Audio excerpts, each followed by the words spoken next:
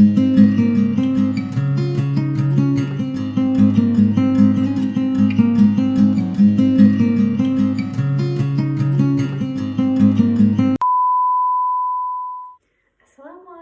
warahmatullahi wabarakatuh. Selamat pagi, selamat siang, dan selamat malam kepada anak-anak semua dimanapun kalian berada. Bagaimana kabar kalian hari ini? Apakah kalian bersemangat dan bersiap untuk mempelajari materi kita pada hari ini?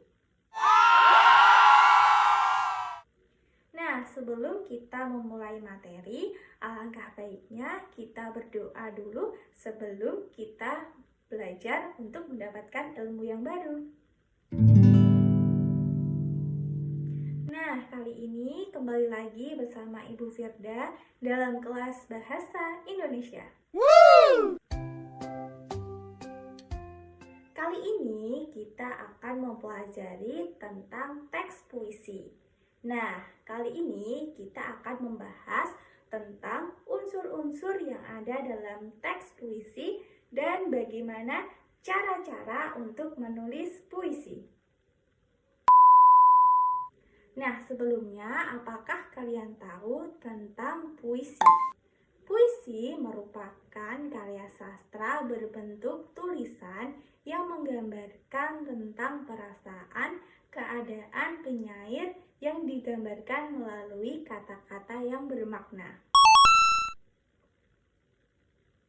Lalu, apakah unsur-unsur dari puisi tersebut? Unsur-unsur puisi terdapat dua. Yang pertama adalah unsur fisik puisi dan yang kedua adalah unsur batin puisi. Unsur fisik puisi meliputi 4 poin. Yang pertama adalah majas dan irama. Yang kedua adalah kata konotasi. Yang ketiga adalah kata yang berlambang. Dan yang keempat adalah imaji. Yang pertama adalah majas dan irama. Majas merupakan kata kias yang digunakan dalam menulis puisi untuk menciptakan kesan-kesan tertentu. Nah, di dalam majas ini terdapat beberapa jenis. Di antaranya adalah majas pertentangan, majas perbandingan, dan lain-lain. Selanjutnya adalah irama. Irama merupakan bunyi yang teratur yang digunakan untuk memberikan jiwa pada puisi tersebut, seperti irama marah, sedih, bahagia, kecewa, dan sebagainya. Poin kedua adalah kata berkonotasi. Kata berkonotasi merupakan kata yang mempunyai makna yang tidak sebenarnya. Kata ini mengalami penambahan-penambahan atau perubahan yang diakibatkan oleh kesan, imaji, perasaan dari seorang penyair. Poin ketiga adalah kata berlambang. Kata berlambang menunjukkan suatu lambang atau simbol tertentu. Misalnya, kata putih yang melambangkan kesucian dan kata api yang melambangkan keberanian. Yang keempat adalah pengimajian. Pengimajian ini menimbulkan kesan-kesan yang dapat diterima oleh pembaca sehingga pembaca dapat ikut merasakan, ikut mendengarkan, ikut melihat, dan ikut meraba melalui kata-kata yang disampaikan oleh penyair. Nah, selanjutnya adalah kita akan membahas tentang unsur batin puisi. Unsur batin puisi juga memiliki 4 poin. Yang pertama adalah tema, yang kedua adalah nada atau suasana, yang ketiga perasaan dalam puisi, dan yang keempat adalah amanat. Yang pertama adalah tema. Tema merupakan pokok suatu permasalahan yang dibahas dalam sebuah puisi. Tema ini bisa kita lihat dari berbagai penjuru dan berbagai lingkungan di sekitar kita. Misalnya, ada tema keluarga, tema persahabatan, tema percintaan, tema kehidupan, tema sosial, tema budaya, dan lain sebagainya. Lalu, bagaimana cara kita dapat menentukan tema untuk kita dapat menulis puisi. Nah, tema tersebut kita dapat mengambil dari lingkungan sekitar kita. Misalnya, kita setiap hari pergi sekolah, tentunya kita bertemu dengan teman-teman kita. Nah, puisi apa yang cocok dengan keadaan tersebut? Bisa jadi yang pertama adalah tentang sekolah, yang kedua adalah tentang pendidikan, dan yang ketiga adalah tentang persahabatan. Yang kedua adalah nada dan suasana. Nada merupakan sikap penyair terhadap para pembaca yang dituangkan dalam bentuk puisi. Dan suasana merupakan akibat yang ditimbulkan setelah pembaca membaca sebuah karya puisi dari seorang penyair. Yang ketiga adalah perasaan dalam puisi.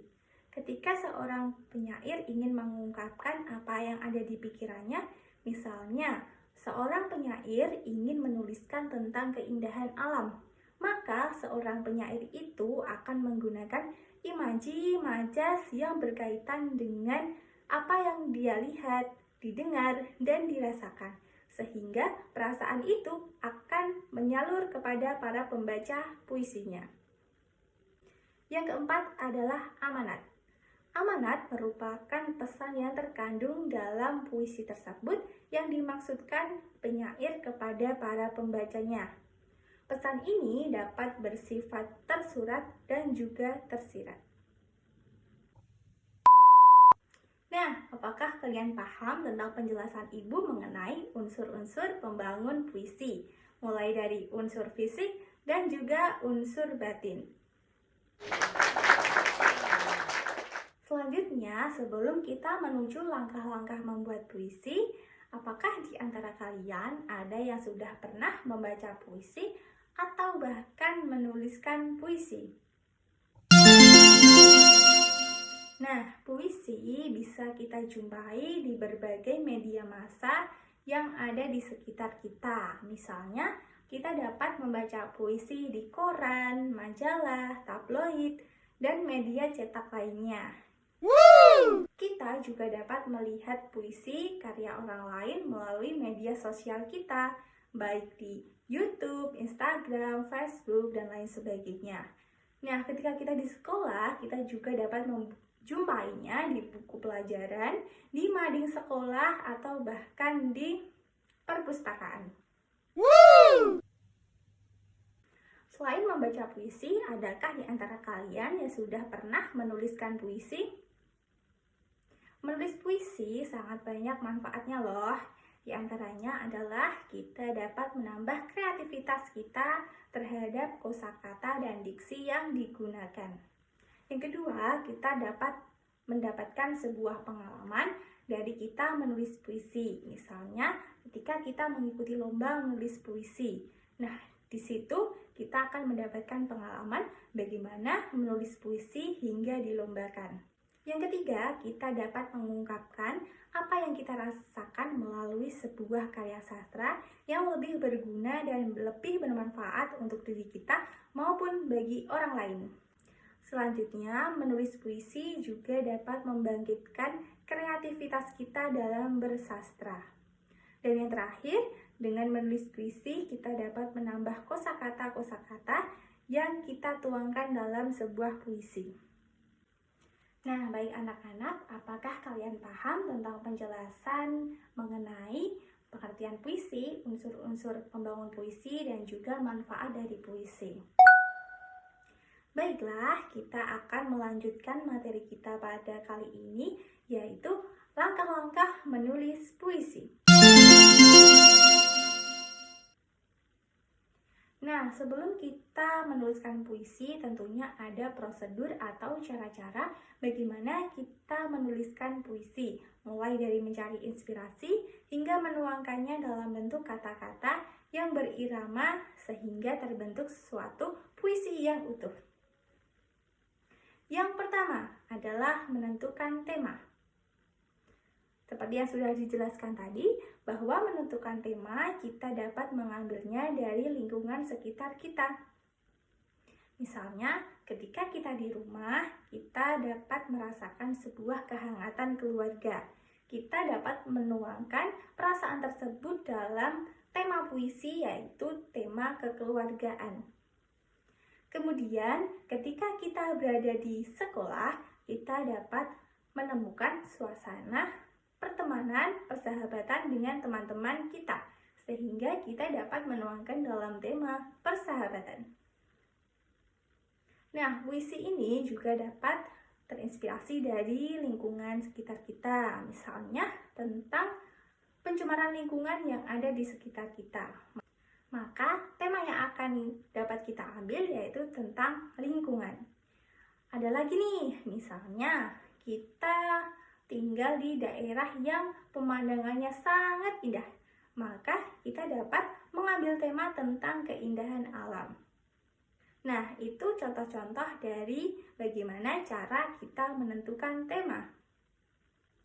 Yang kedua adalah mengungkapkan apa yang kita pikirkan dengan kata-kata melalui citraan, yaitu melalui citraan penglihatan, pendengaran, perasa, dan penciuman.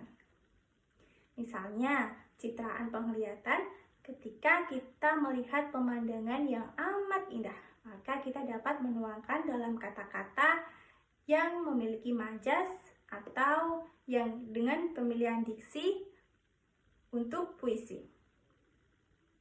Misalnya, pemandangan di depanku amat sangat indah. Lalu, kita dapat menggunakan indera pendengaran kita dengan kata-kata yaitu burung-burung berkicauan sangat amat merdu.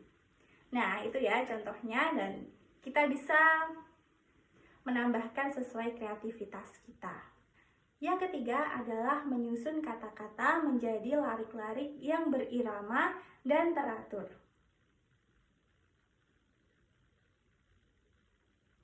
Yang keempat adalah menentukan judul dari apa yang sudah kita tulis.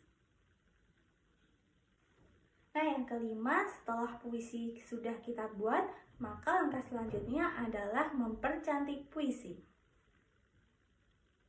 Setelah itu, kalian dapat mempresentasikannya di depan kelas, di depan orang lain, atau bahkan bisa kita unggah ke media sosial agar orang-orang dapat mengetahui hasil karya kita, sehingga kita dapat mendapatkan umpan balik yang positif dan bermanfaat bagi kita.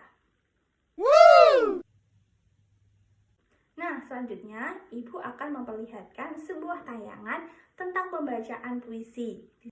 Di sini kalian dapat menyimaknya, lalu kalian akan dapat mengetahui bagaimana cara membacakan puisi yang baik dan benar, apa saja majas yang ada di dalam puisi tersebut, dan bagaimana pemilihan diksi yang digunakan oleh pembaca puisi tersebut.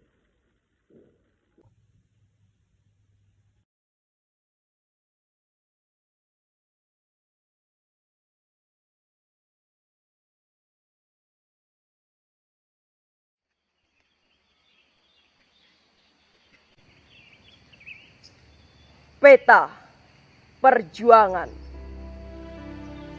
karya Bambang Sadono, dibacakan oleh Intan Latifah.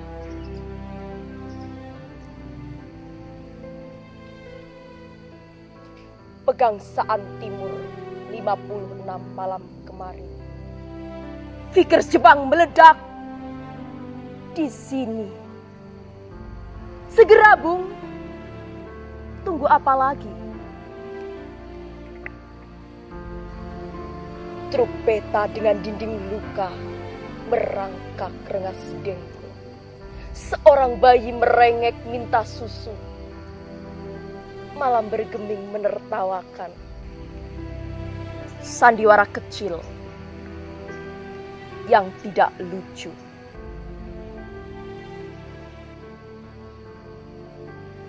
Hai para malaikat di surga, pagi ini kami ingin merdeka. Segala tetek bengek, biarlah sementara bambu runcing yang jadi hakimnya. Kun fayakun.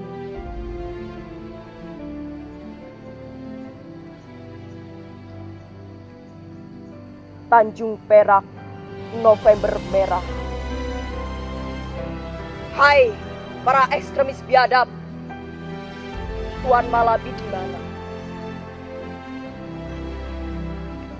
1 kali 24 sampai tanggal 9 malam. Tanggalkan sangkur, letakkan senapan.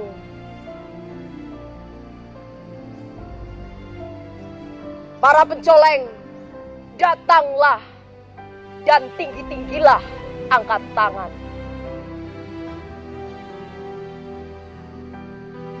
Serigala-serigala bangsat, terimalah cocolan bambu dengan dadamu. Lihatlah, darah kami masih merah. Kami bukan budak yang hidup untuk menyembah. Sambutlah salam kami. Kalau tidak, ayo kita buktikan siapa yang jadi tuan di Surabaya.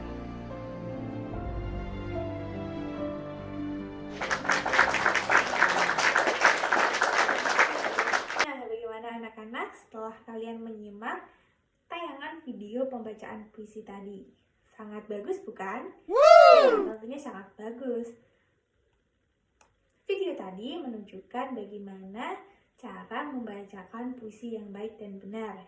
Di tayangan tadi, kita dapat melihat bagaimana cara menyampaikan puisi dengan menggunakan intonasi, irama, nada, ekspresi, dan perasaan yang mendalam sehingga isi dari puisi dapat tersampaikan dengan baik. Harapannya kalian juga dapat membacakan puisi seperti cuplikan video tadi. Nah, setelah kita mempelajari tentang pengertian puisi, unsur pembangun puisi, bagaimana langkah-langkah kita menulis puisi hingga mempresentasikannya, dan contoh puisi tadi sebagai gambaran kita untuk membacakan puisi. Nah, harapannya setelah materi tadi kalian dapat membuat puisi sesuai dengan kreativitas kalian masing-masing.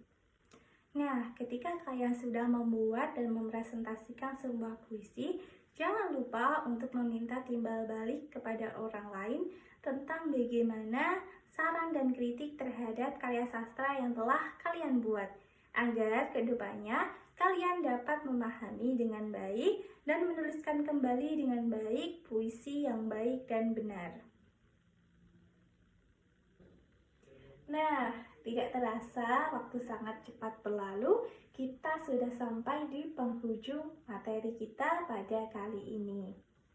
Nah, apa kesimpulan yang dapat kita ambil dari pembelajaran kali ini?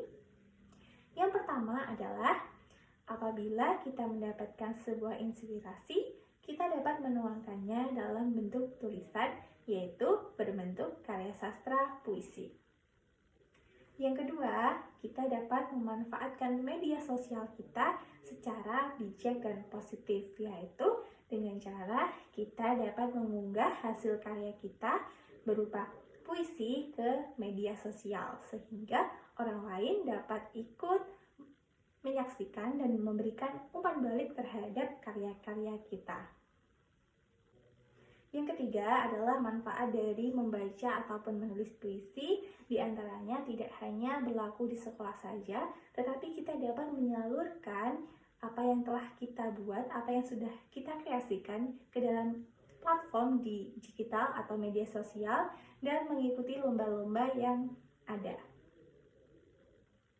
Nah, begitulah kelas kita pada hari ini, materi tentang puisi, unsur-unsur pembangun puisi, langkah-langkah membuat puisi, dan bagaimana cara membacakan atau mempresentasikan puisi di depan umum. Nah, sekian materi kita pada hari ini. Ibu cukupkan sampai di sini. Sampai jumpa di lain kesempatan. Terima kasih. Wassalamualaikum warahmatullahi wabarakatuh.